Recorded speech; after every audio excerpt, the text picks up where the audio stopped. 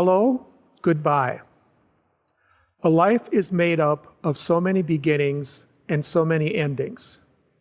We start new jobs and leave old ones. We move to new cities and leave our childhood hobbies in our parents' basements. We become new people slowly.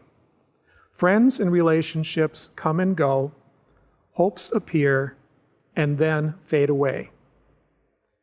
If you are under the lovely illusion that you haven't changed, pull out an old diary or clean a messy closet. What's that?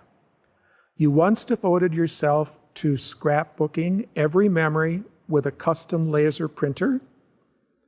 You used to run cross country. We are different, and so are the people we loved. Try writing down names of your closest friends from 5, 10, or 20 years ago. Who were we? The strangest part of change, I suppose, is how it occurs as a series of small funerals. We lay our dreams to rest. Goodbye, love. You lit up my world. Goodbye, job. You were the mold that I poured myself into. Goodbye, self. I need to let go now and can hardly begin to try. A friend is changing jobs, and she finds herself crying over a small thank you email from a colleague. I hope this work mattered, but if I had been treated better, could I have stayed? Another has discovered that her marriage is ending and there's nothing she can do. I'm not trying to be melodramatic, but I barely get out of bed. They are stuck trying to account for two simultaneous truths. One, a world I love is ending, and two, it happens every day. I have many delightful friends who try to solve the sorrow inherent in change by giving it up entirely. Routines become a bulwark against the threat of pain. They brush their teeth at dawn, they watch Jeopardy right before dinner, and there had better be an encroaching hurricane if you're calling them on the phone. They vacation in the same spot, and they have some very unchristian feelings about people who sit in their pew or take their treadmill at the gym.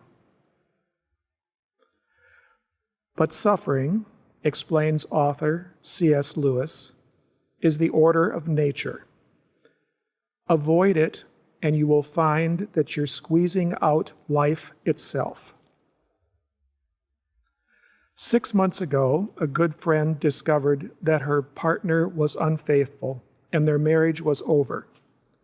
Her son would say goodbye to spaghetti dinners, road trip harmonizing, and his bedroom with stickers on the door.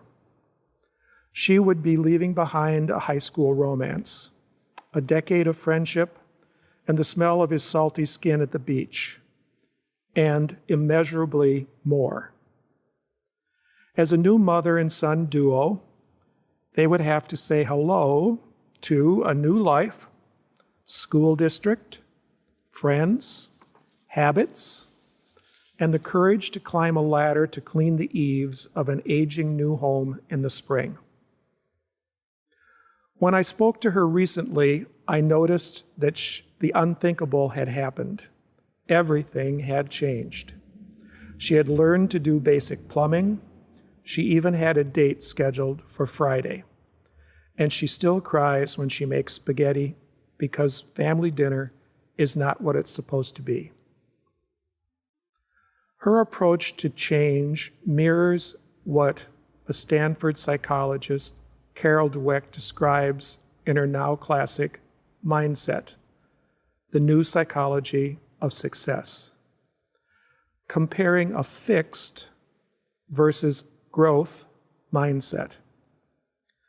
A fixed mindset assumes that whatever we are, a certain composite of personality, intelligence, abilities is a given.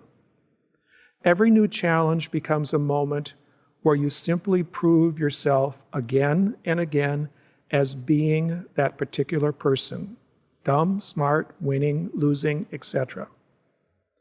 A growth mindset, conversely, imagines that we are not static creatures.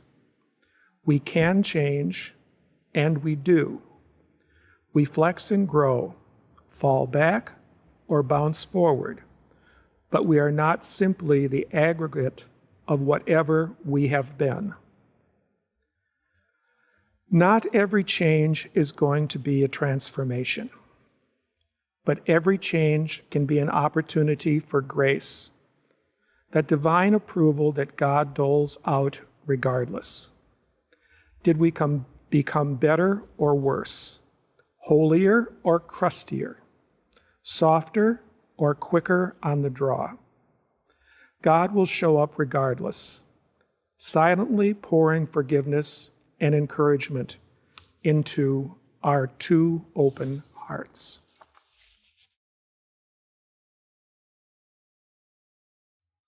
A blessing for hellos and goodbyes. Blessed are you on the brink of something new, a new life, a new career, a new commitment, a new relationship, a new decade.